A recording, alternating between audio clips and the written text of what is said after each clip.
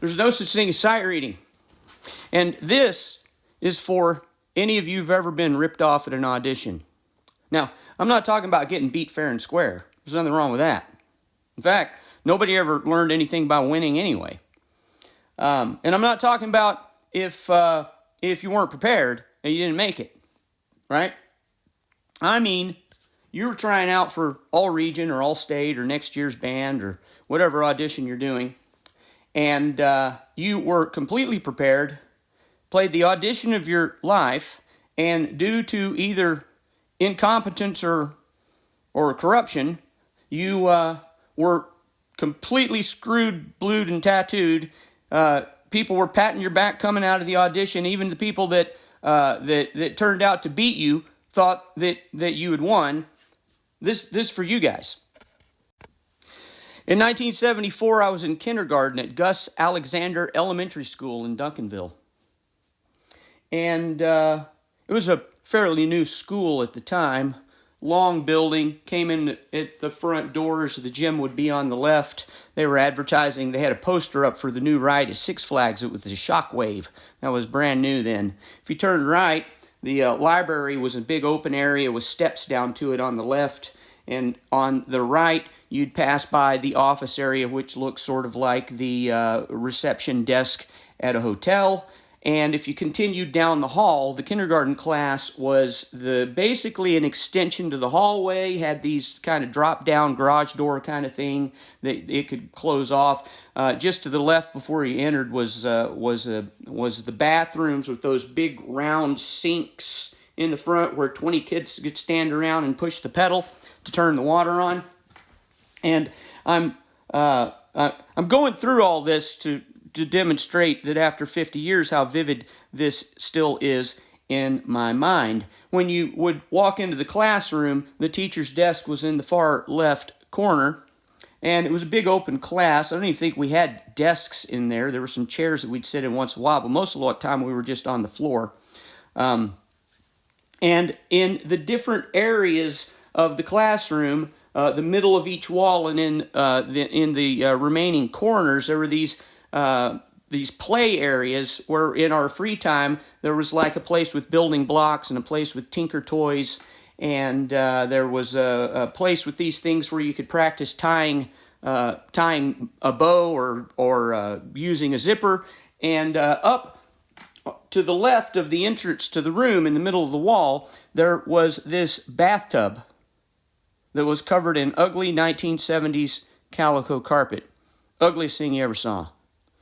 And so whenever it was free time, we would split off, and you could choose and you'd take turns. There was a limited number of people per area, but everybody freaking loved that bathtub. I don't know, when you're 5 years old, I don't know what it is about a bathtub covered in carpet, but that was like the coolest thing ever. Everybody loved that.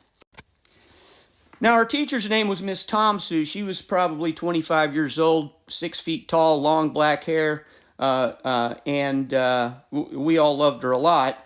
And so one day she came up and told us to all sit at the front of the room, Indian style, on the floor. It was Indian style back then. Nowadays they say crisscross applesauce, hands in the basket. Back then we sat Indian style. It didn't seem to offend Miss Tomsue. I'm pretty sure she was Native American. So she didn't seem to be bothered by it. We didn't know yet that we should be offended by such things. Now, when I started kindergarten, I could already read and write a little bit, right? My mother had taught me a lot about that, and so I could already read and write a little bit. So Miss Tomsue tells us to come sit at the front of the room, and on the wall in front of us, she had pasted these cutouts of all the letters of the alphabet. And so Miss Tomsue tells us that we're going to have a contest, and she pulls out this pointer. Not a laser pointer. We didn't have those back then. It was like an antenna on an old boom box. You'd slide it in and out. And of course, we thought that was cool because we could use that to sword fight with. So we couldn't wait to get our hands on that thing. And the contest was going to be who can point out the most letters of the alphabet up on the wall. And whoever got the most letters of the alphabet over the next several weeks would win. And if you won, You got two things. The winner got to, number one, be at the front of the line every time we'd left the classroom. Everybody wanted that. And number two, the winner got to choose the PlayStation that they were going to play in the free time. And, of course, I was going to get that bathtub for the next 2 weeks if I won. So Ms. Tomsu says, who wants to go first? And I'm the first one with my hand up. So I take the laser pointer. I start pointing the letters on the wall. I say A, B, C. She says, whoa, stop. You can only do one at a time. We have to make sure that everybody gets a turn. So I said, okay, A. And she gave me a sticker with the letter A. She said, go put it on the board at the back of the room. The back of the room, she had a poster with every kid's name and little squares, right? So we could keep track of the letters that you've passed off. So I placed my sticker on the board. Then the next kids got to try. And of course, most of them didn't know the alphabet, so it didn't go very much longer from there. So the next day I come in, B. Next day, C. Next day, D. 26 days later, Z. I figure I got this thing wrapped up. I got through all the letters, I got through them in order, and I got there faster than everyone else. But we had to go a few more days to give other people a chance. And on the day that the winner was announced, I was ready to accept my accolades. And I was ready to play in that bathtub and be the front of the line. But when Miss Tomsu announced the name, it wasn't me. Now, you can imagine my outrage at 5. I knew I got all the letters. I knew I got them faster than everybody else. I knew I got them in order. I didn't understand. I said, but wait, how is this possible? I got all 26 letters. And she said, well, little Johnny there got 34 letters. I said, well, but that's impossible. 26 is all there are. There are no others. That's as many as you can, there's not 34. She said, well, go back and look at the board. And I turned around and looked at the board, and there was my name, and it had all the letters all the way across, all the way to the end. And then for this other kid, they had added an extension to the end, and there were more stickers extended off of the end of the poster board. And I went up and I looked at the poster, and this kid, he had the letter A like 15 times. He had whatever the first letter of his name was up there half a dozen times. He only had 3 or 4 letters up there. He just did them over and over again.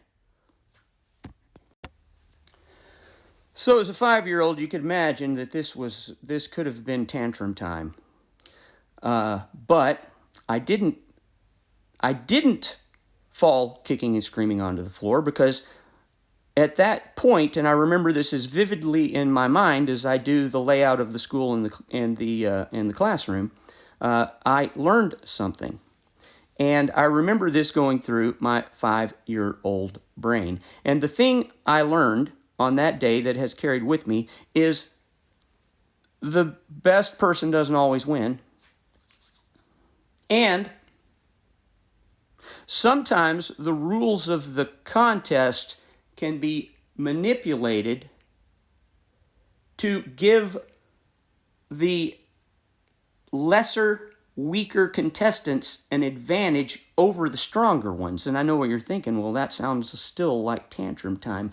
But here's the reason. This is the third thing. This is the reason that I didn't throw a tantrum that day. Because in my mind, I thought, so this kid might get to play with the bathtub and be the front of the line. But that kid's still an idiot, and I'm not. I actually knew the alphabet. Everybody there knows that I knew the alphabet. I did what I was supposed to do, and if they're going to rig the contest so that the stupid guy gets to win, then I'd rather not win. And so, all region, all area, all state, first chair, those things are cool if you get to do them. But if you don't, it really doesn't mean anything. All region band is just the equivalent of an ugly carpeted 1970s bathtub. So learn something and move on. My name's Mark Dooley. I've been a private music teacher for 36 years, focused on practical theory and music literacy. If you'd like to hear more, follow me. If you'd like lessons, contact me. If you can learn how to read words,